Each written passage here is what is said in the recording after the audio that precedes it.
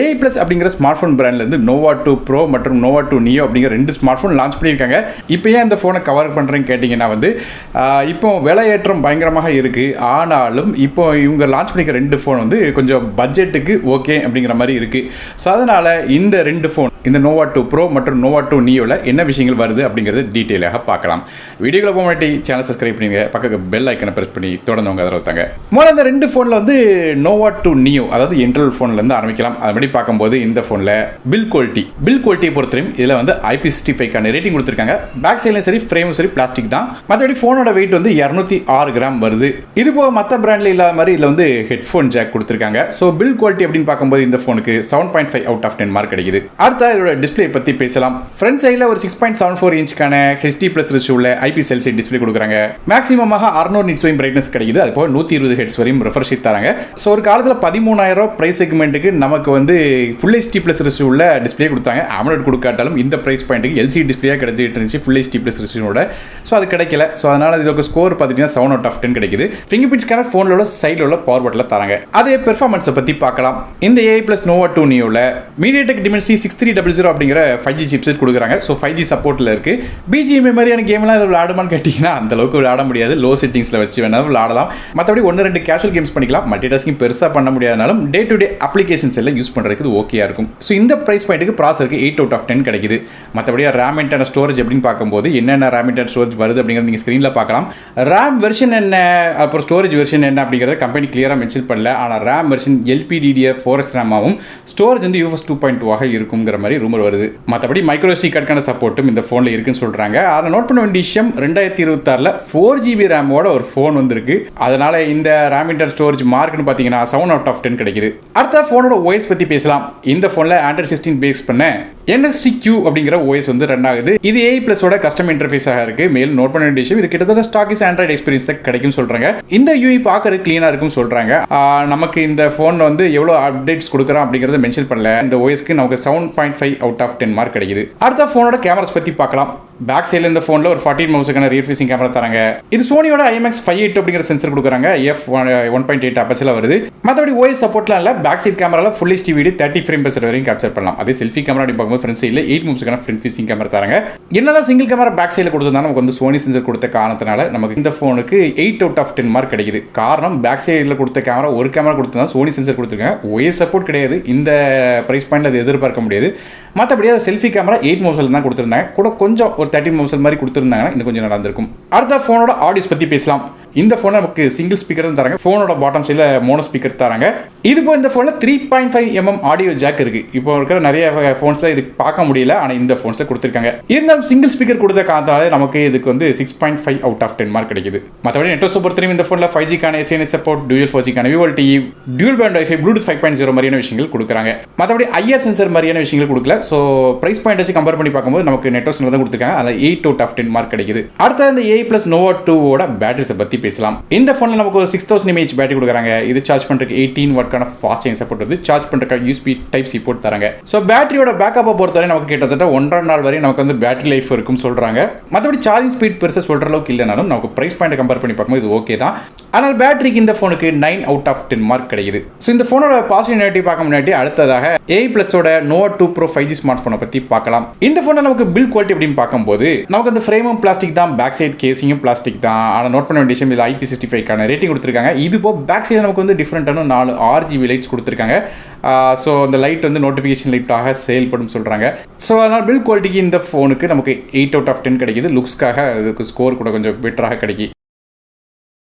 அடுத்த ஃபோனோட டிஸ்பிளே பற்றி பேசலாம். ஃப்ரண்ட் சைடில் நமக்கு ஒரு 6.9 இன்ச்க்கான ஃபுல் HD+ ரெசல்யூஷன்ல IPS LCD டிஸ்பிளே கொடுக்குறாங்க.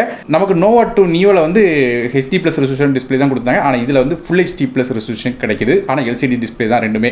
இது போல் டிஸ்பிளேக்கு நமக்கு 144 ஹெர்ட்ஸ்க்கான ரெஃப்ரெஷ் ரேட்டும் கிடைக்குது. ஸோ கூட கொஞ்சம் பெட்டரான ரெஃப்ரெஷ் ரேட் இந்த ஃபோனில் கிடைக்கும். மற்றபடி இந்த ஃபோன்லேயுமே நமக்கு ஃபிங்கர் பிரிண்ட் ஸ்கேனர் ஃபோனில் உள்ள சைடில் உள்ள பவர் பட்டனில் தராங்க. அதனால் இந்த ஃபோனோட டிஸ்பிளேக்கு நமக்கு 8 out of 10 மார்க் கிடைக்குது. அடுத்த இந்த ஃபோனோட பெர்ஃபார்மன்ஸ் பற்றி பார்க்கலாம். நமக்கு இந்த ஃபோனை MediaTek Dimensity 7100 அப்படிங்கிற ப்ராசர் கொடுக்குறாங்க. ஸோ இந்த ப்ராசரை பார்த்துட்டீங்கன்னா நமக்கு ரேங்க் என்ன அப்படிங்கிறது நீங்கள் ஸ்க்ரீனில் பார்க்கலாம். இதுக்கு முன்னாடி சொன்ன AI plus Nova 2 Neo compare பண்ணி பார்க்கும்போது இந்த AI plus Nova 2 Pro 5G phone வந்து கூட கொஞ்சம் பெட்டராக பவர்ஃபுல்லாக இருக்கும்.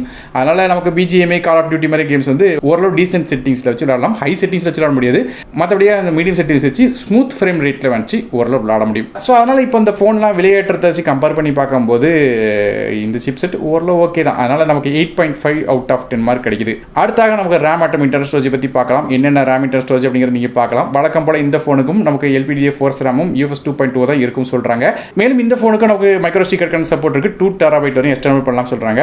மேலும் இந்த ஃபோனோட ஸ்டார்டிங் RAM வேரியன்ட் 6GB ஆரம்பிக்கு. அதனால் நமக்கு வந்து இந்த ஃபோனுக்கு 8 அவுட் ஆஃப் 10 மார்க் கிடைக்குது RAM மற்றும் இன்டர்னல் ஸ்டோரேஜுக்கு. அடுத்த ஃபோனோட வாய்ஸை பற்றி பேசலாம். ஃபோனோட வாய்ஸை பொறுத்தவரைக்கும் இந்த ஃபோன் Android 16 பேஸ் பண்ண NXT-Q அப்படிங்கிற இன்டர்ஃபேஸ் ஆனது. இந்த ஃபோனுக்கும் அப்டேட்ஸை பற்றி பெருசாக மென்ஷன் பண்ணல. போனது அந்த வாய்ஸ் சொன்ன அதே விஷயங்கள் இந்த ஃபோன்லையும் பார்க்கலாம். அதனால் இந்த ஃபோனுக்கு நமக்கு வாய்ஸ்க்கு 7.5 அவுட் ஆஃப் 10 மார்க் கிடைக்குது. அதே ஃபோனோட கேமராஸ் பற்றி பார்க்கலாம். பேக் சைடில் இந்த ஃபோனில் நமக்கு 2 கேமரா தராங்க. மொதல் கேமரா 40 மெகாபிக்சலுக்கான ரியர் ஃபேசிங் கேமரா. இது சோனியோட IMX582 அப்படிங்கிற சென்சார், அதாவது Nova 2 Neoல பார்த்த அதே கேமரா தான் இதுலையும் கொடுத்துருக்காங்க. ஆனால் இந்த ஃபோனில் நமக்கு ஆப்டிகல் இமேஜ் ஸ்டெபிலைசேஷன் சப்போர்ட்லாம் கிடையாது. மற்றபடி f1.8 அப்பச்சில் வருது. இது போய் எக்ஸ்ட்ராவாக நமக்கு இந்த ஃபோனில் ரெண்டாவது ஒரு கேமரா வருது. அதாவது 8 மெகாபிக்சலுக்கான அல்ட்ராவைட் கேமரா கொடுக்குறாங்க. மற்றபடியாக நமக்கு வீடியோ ஃபுட்டேஜ் பார்த்தீங்கன்னா இல்லை 2K footage 30 frame per second வரைக்கும் கேப்சர் பண்ணலாம். நமக்கு வந்து இந்த Nova 2 Neoல ஃபுல் HD ப்ளஸ் வீடியோ தான் கேப்சர் பண்ண முடியுது. ஆனால் இதில் 2K வரையும் வீடியோ வந்து கேப்சர் பண்ணலாம் சொல்கிறாங்க. அதே செல்ஃபி கேமரா பற்றி பேசும்போது ஃப்ரண்ட் சைடில் ஒரு 13 மெகாபிக்சல் ஃப்ரண்ட் ஃபேசிங் கேமரா தராங்க. ஃப்ரண்ட் சைட் செல்ஃபிலையுமே 2K வீடியோ 30 ஃப்ரேம் பெர் செகண்ட் வரைக்கும் கேப்சர் பண்ணலாம் சொல்கிறாங்க. ஸோ கேமராஸை கம்பேர் பண்ணி பார்க்கும்போது OS இல்லைன்னா கூட ஓரளவு டீசென்ட்டாக இந்த ரியர் ஃபேசிங் கேமரா நல்ல கேமரா கொடுத்துருக்காங்க. அப்போ ஃப்ரண்ட் சைட் செல்ஃபியுமே ஓரளவு ஓகே. அதனால் இந்த ஃபோனுக்கு 8 அவுட் ஆஃப் 10 மார்க் கிடைக்குது கேமராஸ்க்கு. அதே ஆடியோஸை பொறுத்தவரைக்கும் இந்த ஃபோனில் நமக்கு 3.5 mm ஆடியோ ஜாக் சப்போர்ட் இருக்குது. அப்போ ஸ்டீரியோ ஸ்பீக்கர் சப்போர்ட்டும் தராங்க. FM ரேடியோ சப்போர்ட்டும் இருக்குது. ஆனால் ஆடியோஸ்க்கு இந்த ஃபோனுக்கு 8 அவுட் ஆஃப் 10 மார்க் கிடைக்குது. மற்றபடி நெட்வொர்க்ஸ் பொறுத்தவரைக்கும் இந்த ஃபோனுக்கு 5G connection support, dual 4G connectivity, Bluetooth 5.4, GPS மாதிரியான விஷயங்கள் கொடுக்காங்க. USB Type-C போட்டும் வருது. ஸோ ஓவராலாக பார்க்கும்போது இதுக்கு ஸ்கோர் 8.5 அவுட் ஆஃப் 10 மார்க் கிடைக்குது நெட்வொர்க்ஸ்க்கு. அடுத்ததாக இந்த ஃபோனோட பேட்டரிஸ் பற்றி பேசலாம். இந்த Nova 2 Proல 6000 mAh பேட்டரி, அதே கெப்பாசிட்டி தான் நமக்கு Nova 2 Neoல கொடுத்த மாதிரி தான். ஆனால் ஃபாஸ்ட் சார்ஜிங் சப்போர்ட் கூடி இருக்கு. அப்படி பார்க்கும்போது 33 வாட்க்கான ஃபாஸ்ட் சார்ஜிங் சப்போர்ட் கொடுக்குறாங்க. Nova 2 Neoல பார்த்துட்டீங்கன்னா 18 வாட்க்கான ஃபாஸ்ட் சார்ஜிங் சப்போர்ட் கொடுத்துருந்தாங்க. ஆனால் இந்த Nova 2 Proல 33 வாட்க்கான ஃபாஸ்ட் சார்ஜிங் சப்போர்ட் வருது. அதனால் கூட கொஞ்சம் ஃபாஸ்ட்டாக சார்ஜ் பண்ண முடியும். மேலும் நான் ஏற்கனவே சொன்ன பேட்டரி 1.5 நாள் வரையும் தாங்கும். ஆனால் இந்த ப்ரைஸ் பாயிண்ட்டுக்கு சில காம்படிட்டர்ஸ் வந்து 45 வாட் வரையும் கொடுக்குறாங்க. இருந்தாலும் இது ஓகே தான். அப்படி பார்க்கும்போது நமக்கு வந்து 9 அவுட் ஆஃப் 10 மார்க் கிடைக்குது. காரணம் அந்த ப்ரைஸ் இன்க்ரீஸ்லாம் கம்பேர் பண்ணி சொல்கிறேன். அதனால் இந்த ப்ரைஸ் பாயிண்ட்டுக்கு இப்போதைக்கு இந்த டைம் இந்த விலை ஏற்ற டைமுக்கு இது ஓகே. கடைசியாக இந்த AI ப்ளஸோட Nova 2 Neo மற்றும் Nova 2 Pro ரெண்டோட பாசிட்டிவ்ஸ் மற்றும் நெகட்டிவ்ஸ் நீங்கள் ஸ்க்ரீனில் பார்க்கலாம். ஸோ நான் ஏற்கனவே சொன்ன இந்த ஃபோனில் பல விதமான யூடியூபர்ஸ் கம்ப்ளைண்ட் மாதிரியான விஷயங்கள் வச்சாலும் இப்போதைக்கு இருக்கிற ப்ரைஸ் பாயிண்ட் வந்து கம்பேர் பண்ணி பார்க்கும்போது ஓரளவு டீசென்ட்டான ஃபோன் மாதிரி தெரியுது இந்த AI ப்ளஸோட Nova 2 Neoவும் Nova 2 Proவும். ஸோ அதை வச்சு கம்பேர் பண்ணி பார்த்தோன்னா இது ஓகே தான் அப்படிங்கிற மாதிரி தான் தோணுது. முக்கியமான விஷயம் இந்த ஃபோனை பற்றி பல யூடியூபர்ஸ் வந்து சொல்லியிருப்பாங்க. இதுக்கு முன்னாடி நிறைய வீடியோஸ் பார்த்துருப்பீங்கன்னு நினைக்கிறேன் இந்த டேட்டா ப்ரைவசி பற்றி. ஸோ அப்படி பார்க்கும்போது ஒரு சைடில் கொஸ்டினாக இருந்தால் கூட ப்ரைஸ் பாயிண்ட் வச்சு கம்பேர் பண்ணி பார்க்க அந்த செக்மெண்ட்டில் கொஞ்சம் டிக் அடிக்குது. காரணம் இப்போ இருக்கிற நிறைய விதமான ஸ்மார்ட் ஃபோன்ஸ் பார்க்குறோம். அது வெறும் MediaTek Dimensity 6300 உள்ள ஃபோன்ஸோட விலையெல்லாம் 20,000 அப்படி அதுக்கு மேலே வந்து போயிட்டுருக்கு. ஸோ அப்படி பார்க்கும்போது இது இப்போதைக்கு இந்த சிச்சுவேஷனுக்கு இது ஓகேங்கிற மாதிரி தான் தோணுது. ஸோ நீங்கள் இந்த AI ப்ளஸோட Nova 2 Neo மற்றும் Nova 2 Pro ஸ்மார்ட் ஃபோனை பற்றி நினைக்கிறேன் அப்படிங்கிறத கீழே கமெண்ட் செக்ஷன் மென்ஷன் பண்ணுங்கள். வீடியோ பிடிச்சா ஒரு லைக் கொடுத்துங்க. உங்கள் ஃப்ரெண்ட்ஸ் மற்றும் ஃபேமிலிஸ்க்கு ஷேர் பண்ணிவிடுங்க. மேலும் இந்த ஃபோன் வாங்குறதுக்கான பேண்ட் லிங்க்ஸ் கீழே டிஸ்கிரிப்ஷன் கொடுக்குறேன். செக் பண்ணி பாருங்கள். நான் டெக் தமிழுக்காக மற்றபடி நன்றி, வணக்கம்.